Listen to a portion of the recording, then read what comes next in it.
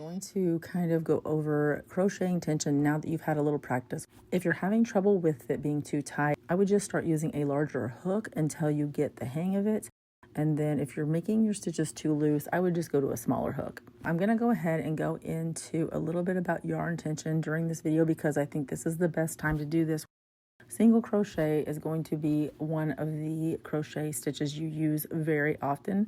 This is a very common stitch with amigurumis and all kinds of other things, and so it's very useful, and this would be a good time to learn and practice your yarn tension before you move on to the rest of the stitches. I would recommend sticking with the same yarn throughout this whole series. Practicing with consistent tools will just help you learn faster. So holding your yarn, there are several ways to hold your yarn. I'm going to demonstrate how I do it. I wrap this around my pinky and then back around, and I usually go across the top of my fingers and I wrap it under my index and over, and then I will kind of just grip the yarn.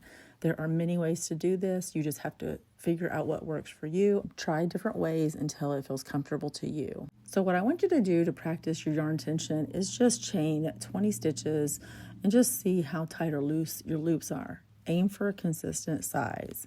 If you're comfortable, your loops are going to look pretty much the same every time. You do not want them to be too tight because you have to be able to put your hook back through this chain to make a larger project. If it's too loose, it's just going to look a little sloppy, and you'll just have to learn to adjust your grip accordingly. And this just takes practice. So your first projects are probably going to look a little bit odd. They're not going to be perfect, but the point is keep going and you will figure it out. I want you to get comfortable, sit down, and just kind of learn what works best for you. Practice making chains, practice making single crochets, and just kind of make your square over and over until it looks good to you. Once you're comfortable with that, I want you to move on to the half double crochet, which is the next video in our series, and I will go over that.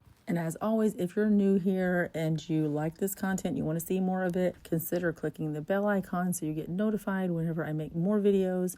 And of course, like and subscribe if you don't mind. I would so much appreciate that. It just helps me grow my channel.